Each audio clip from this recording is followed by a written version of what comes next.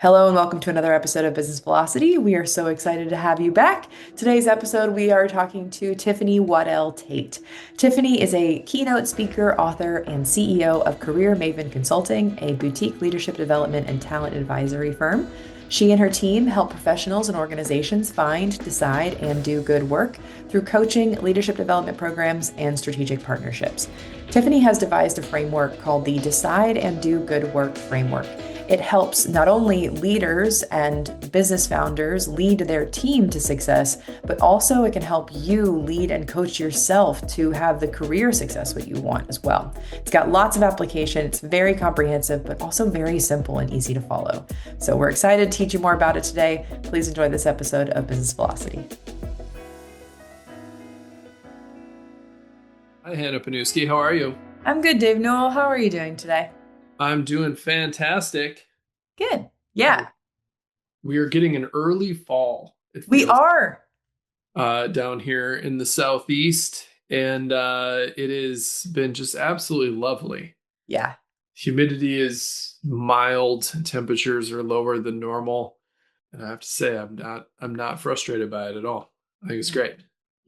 Yeah, that has been the best part of the last few days. Just like I'm gonna go sit outside and answer emails instead. Exactly, yeah. Finding excuses to go for walks. And I Yes. know on a podcast, there's nothing more interesting than hearing people talk about the weather, Right. other than whoever the guest is going to be. Who are we talking to today, Hannah? Yeah, How's that today for a segue? there's a segue. Today we're talking to Tiffany Waddell Tate. She is also known as the Career Maven. And apparently you and Tiffany knew each other from your Davidson days. So why don't we bring her in and we'll talk about how the two of you got connected and what she is here to speak about today. Absolutely. Let's do it. Let's do it. How Hey, are you? Tiffany, welcome. We were just mentioning how you and I have known each other Long time. probably close to like 9 years at this point in time, because it's about how long I've been in North Carolina. And we met back in the higher ed days. Yeah, glad I'm not in higher ed right now, but yes. Yeah, yeah, yeah. Yeah, that's a world that's changing, but we had the fortune of being colleagues at one point in time, and now, both since kind of taken off and built our own things. But I'd love to kind of get your recent journey as you've gone full time and been building a practice, and just give us a little bit about kind of what you've been building.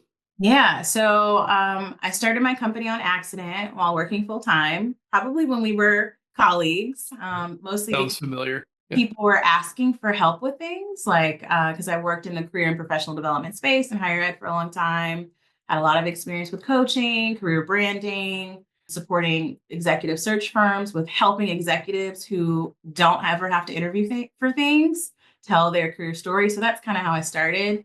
But over the years, it's evolved from a personal brand project to me tinkering with figuring out what it means to own a company and include other people in delivering service. And so now I'm kind of in a place where I exited corporate 2 years ago because the company started growing and I decided to stick with it. So I've been a full-time entrepreneur for 2 years at the time of this conversation. And now I'm in the growing pains of figuring out what it means to move towards scale and hopefully become an employer firm. So I have a team, but they're all contractors. And I've decided I want to see how big we can make it. So that's where I am. It's been a fun ride. Good. Yeah, no, that's definitely a space that we are very familiar with. Trying to figure out like who are the pieces on the chessboard that I need, how to communicate what the game plan is to each of them and what we expect of each of them, which is hard. It's not an easy thing to do. But I think that's probably what we'd like to focus on today is just how do you lead this team of people, whether they're contractors or whether they're full-time employees or most likely a mix of both. Mhm. I think a lot of our clients and a lot of our listeners struggle and try and figure out what that looks like and how to do it well. So I'd be curious just to start off our conversation. What's your approach thus far with trying to lead people well? And how do you advise your clients on doing it the same? Kind of what is your maybe leadership ethos when it comes to having a small growing team? Yeah, absolutely. I would say, in previous times, I thought about leadership as a very task focused thing. Mm. And sometimes people think leadership is about sitting in the big seat, like it's your role or your title. But really, I think leadership is more of a mindset, because you might be leading people because you're a project manager, but it's not your company, or you might be leading people because you're trying to get some type of, business work done, and you have to influence and empower people to do really good work. And it's not because of like your title. It's like we're all in this together. And so one of the things that I try to help clients with, and I try to own, is that effective leadership really starts with clarity. And you have to think about leadership as a role where you're driving outcomes. You're not delegating tasks. And that probably is one of the biggest areas of growth that I've had to take on growing this business. It's one of the challenges I find people, regardless of their career stage, often struggle with, is actually naming what is the thing we're trying to solve or do. Mm-hmm. What does good look like? Mm-hmm. And then inviting people to participate in that process. It usually starts with that when I see leaders really running into challenges with their teams or with people on their team, like at core, I feel like it's a very common challenge that people have. It's easy to get lost in the myriad of things that are happening. And the clarity piece of it is like, it just goes by the wayside, because clarity does take time. Yes. Clarity takes a lot of intention. Clarity takes a level of vulnerability to like communicate well, or try again if something isn't clear, or just to ask the question of like, what isn't clear? Because then you can be inviting in like people's honest feedback of like, well, the way you said that was super confusing. But it is the thing that probably deserves our time the most, because without clarity, it's just movement. It's not action. Like, it's not actual, like, impactful work that's happening. People are just kind of checking the boxes. Yeah. And like as a business owner, there's wide application to what we're talking about in sort of traditional work environments for sure. That's usually where I'm talking about it. But as a business owner, I said this to someone on my team recently. It's like, I'm not the person you want to be around if you're performing work. Like, I actually want to get things done. And I am less focused on now. I feel like, especially as a business owner, we don't necessarily have time or space to do some of the kind of what I call traditional work antics, where it's like, oh, we're performing work. Like, we want to look like we're doing work. Not over here. Like, we actually have to get these deliverables done, because if we don't, the business will not be sustainable and it won't grow. Right. And we might be a little bit closer to the bottom line because we own the company, versus if I'm, in office X and there's 500 people at this organization, the length of time between me not getting my work done and it negatively impacting the business might be longer, but the outcome will probably be the same. You lose business resilience, people are unhappy, it costs money because you lose them. And so like here as an entrepreneur, it's like, I'm not interested in performing work, and I want you to feel comfortable saying, this isn't working, or that wasn't clear, or I need help so we can get to the task or get to the outcome. Yeah, absolutely. I'm gonna do a really cheesy segue, but I think it's still a good one, because I know one of the things, Tiffany, that you have coined is the do good work framework, decide and do good work framework. This is something that you shared with us before we started the episode, and I want to just kind of maybe tee you up to go into it even more. So like, what is the decide and do good work framework? And kind of tell us and the listeners about it.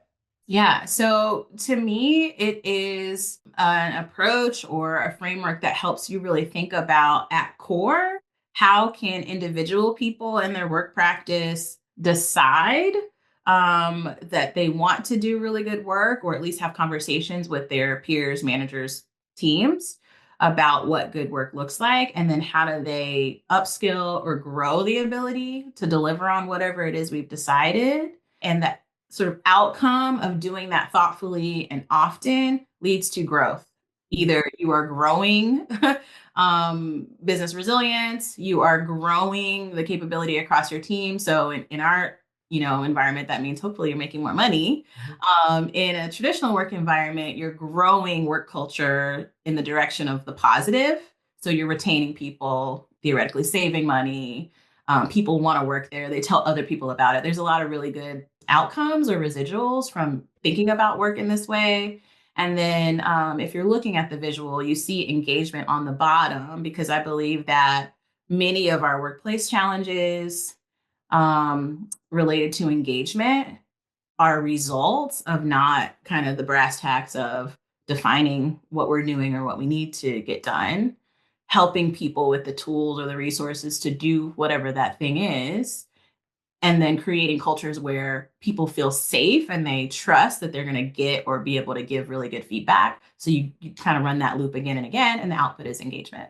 Yeah, absolutely. Yeah, for listeners who are maybe catching us on Spotify or Apple Podcasts, we'll have a link in the show notes to our YouTube video. And in the YouTube video, you'll see a visual of this framework: clarity, capability, growth, decide, do, good work. And then, as Tiffany's speaking to, engagement being the sort of underlying current of all of that. So check that out in the YouTube link if you want to. But yeah, no, I think it's a very relatable framework to how Dave and I approach things. We talk about clarity a lot and like story. So like our framework, the 5 facets, one of those facets is the story. Like, what is the story that you're telling internally to your team and also externally to your customers? And is that story clear? Because if it's not, a confused mind doesn't buy, and a confused mind doesn't buy in. And so, kind of the rest of the steps and the rest of the facets suffer. So I think we both can definitely relate a lot to what you have designed. And then the engagement piece, and I'll just say, long story short, right now, one of my clients is having a really hard time getting their team to engage in a new system. And it's because they haven't practiced getting people engaged in a change before. Yeah. Like, they haven't done it. They're just unfamiliar with getting people to engage in a systemic change rather than just being engaged in, and I shouldn't say just, rather than the team being required to do client work. But this systemic change requires them, the leadership team, to figure out, well, how do we actually engage people in things that aren't like a required part of the job? That makes sense.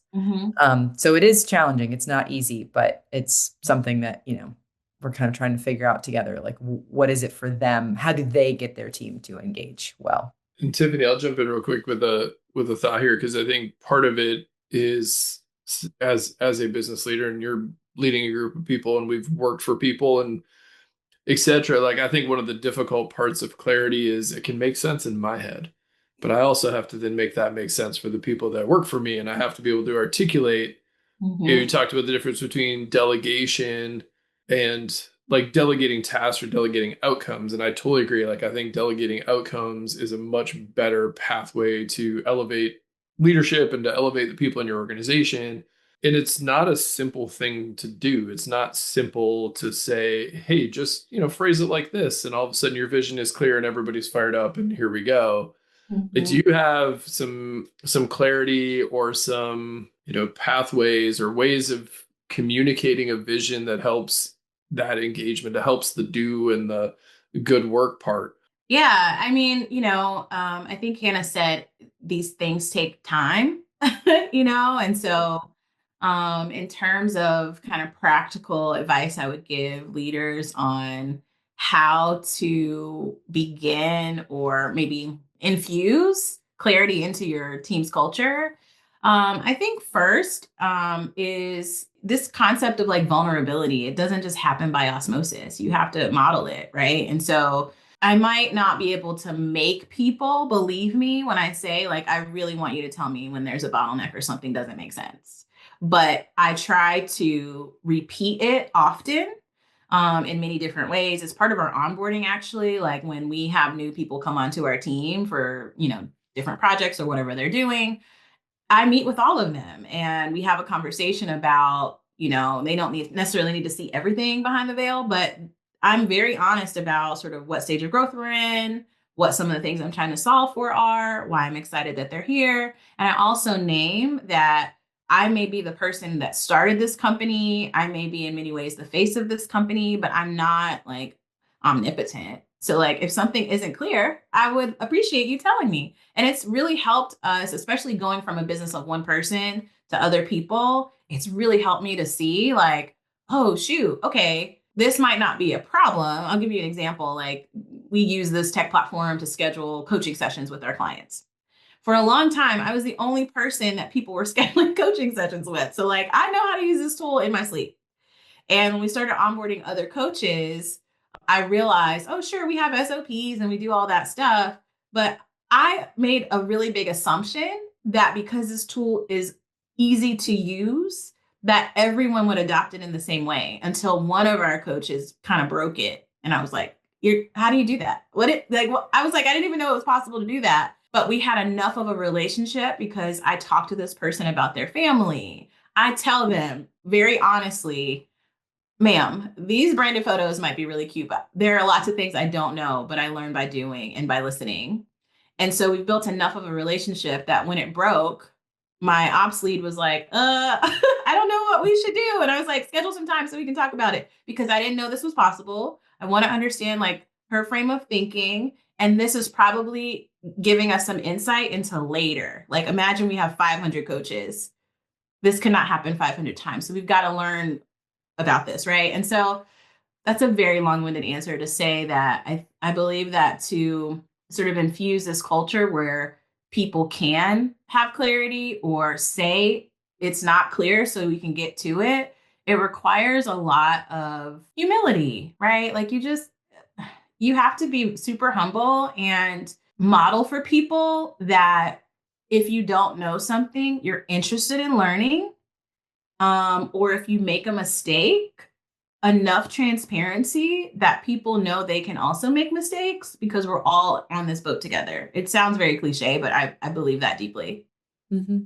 Yeah, well, you mentioned something in there that was maybe kind of embedded in what you said, which was the clarity is actually an iterative process. Mm-hmm. That it's not I have to have this perfect vision statement and here's my vision, now go, and we're never going to talk about it again, because to your point, like you get into tools and you get into practices and sometimes it's the technical stuff, like how do you use Calendly or how do you use GCal or how do you use whatever to set up a thing, and then that's what breaks. And if nobody says anything, you as the leader are like, okay, well, I guess they're not going to perform. I don't know what's going on, what's happening. Mm-hmm. So that feedback is super critical to then say, oh, okay, got it. Now, if we fix this thing, the vision gets a little bit clearer. If we fix this thing, vision gets a little bit clearer. And it's really the clarity bucket isn't a one-way street. Is maybe the other thing I heard you say is that Mm-hmm. we can think we're being clear. Like I think I communicate so clearly and everybody should know exactly what I'm saying. And then you see a confused look every once in a while, and it's like, oh, maybe I didn't say that very well, or maybe that made more sense in my head than it does when I'm trying to coach you through it or help you understand what we're talking about.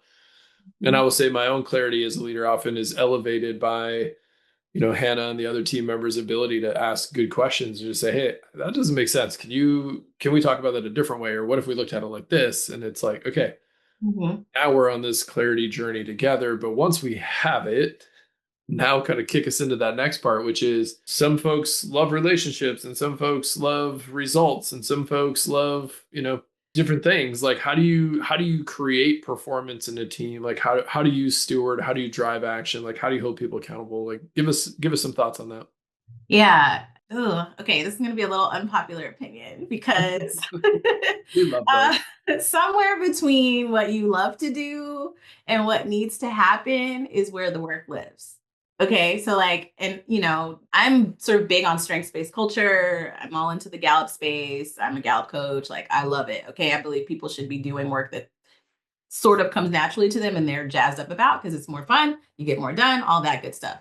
And I also know that to run a business, be a part of a business, not everything is going to be fun all the time. Like there's really nothing sexy about accounting and reporting. I don't care if you're really good at it, but it still has to get done. I think like being able to, your question about vision, Dave, is kind of what I'm swirling around. Like this idea of defining for people what my definition of success looks like on the other side of whatever we're working on. So like, and, being able to say, this might change. We might expand on this, but right now, the core of what I hope we can achieve is the best client experience. Client experience is a big deal to me. So I need feedback from clients, but I also need feedback from our implementers to know, what was this like? What would you do differently? What did you need to know or did you not have? Even if the client had a great experience, I want to know like what your experience was like on the delivery side, because we need to be able to repeat it. Or tweak it. Like ultimately, that's the job. And so I think to be able to empower people to do the work, think about the work, and like help you kind of figure out what does good look like so you can find more people to do it.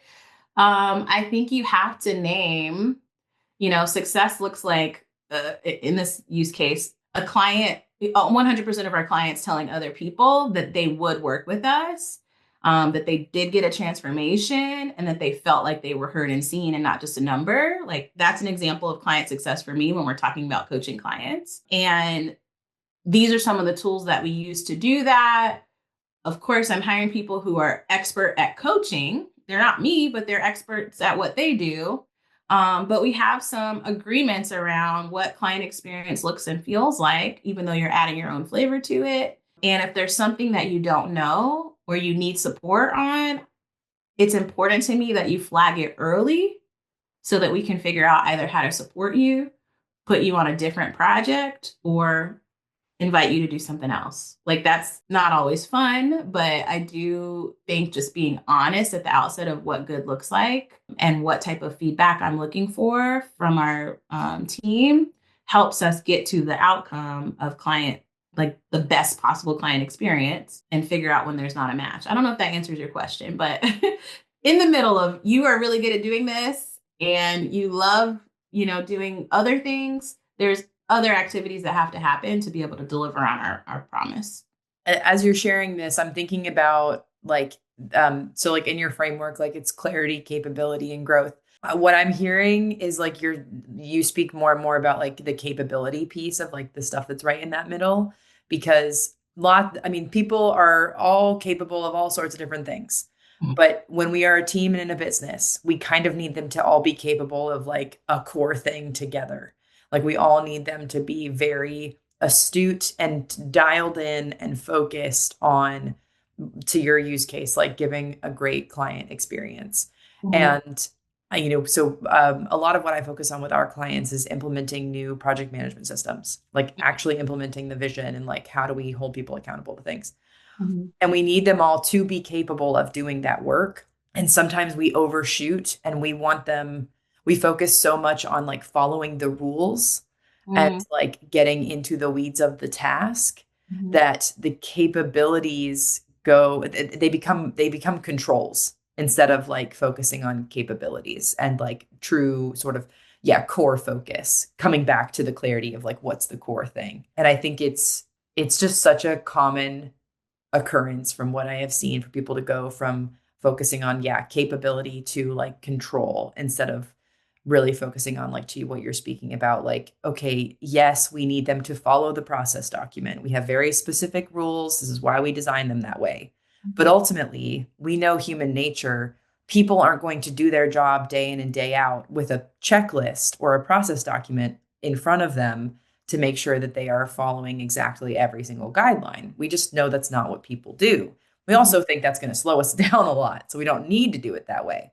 But we need to have everybody super dialed in on the clear core focus of like, what is the thing that we are trying to achieve? And ultimately, that's kind of going to be the most successful way to get everyone to swim in the same direction, to make sure that we are achieving the most key sort of outputs and outcomes. So I am, even though you said like, you thought it was kind of a long-winded way to answer the question, I actually think that you like kind of hit the nail on the head of like how important it is to have everybody focused on the same output, and also very much so aware of like, these are the training things that we have available to you to make you more capable. Yeah. Well, and I think like one of the things I think about is like early in my career, I was in a role where we had to use a CRM. And I'm like, I'm a Virgo, so I was like, all right, great. What are the base, whatever. And I just remember people, like some people complaining about using this tool and why do we have to do this and all this stuff. And like, I knew enough to know why we're doing this in this role is so that people have access to our interactions, our information. There's people reporting on this, but like, I didn't own it. I just had a very small part in the workflows that people were using this platform.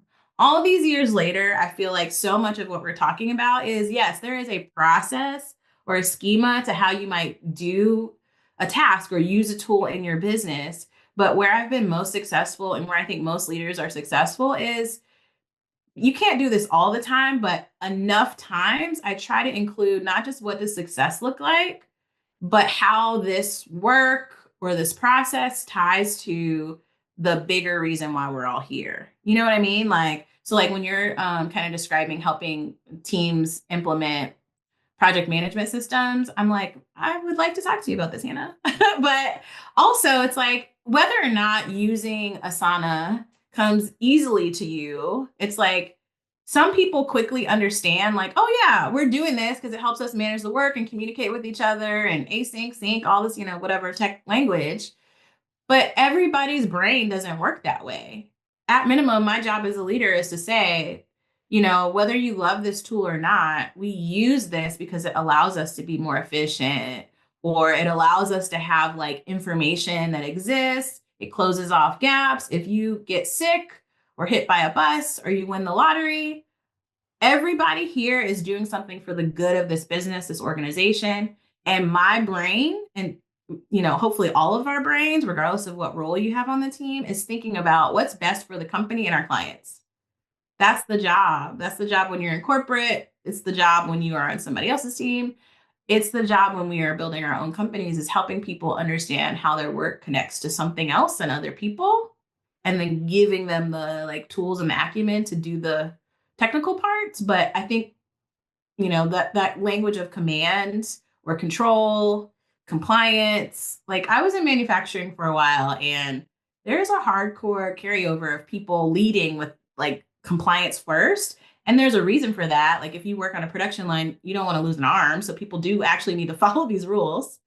But not being able to expand outside of compliance and command might get a lot of stuff done. You might build widgets, you might, create a bunch of cars or whatever you are producing. But I also think that people will have a better experience if we include them in the process a little bit more. And sometimes I think as business owners, we're so focused on like growth, revenue, or in some cases looking like a good leader, that we forget to just think about trying to be a good person, which solves for a lot if you're not a bad person.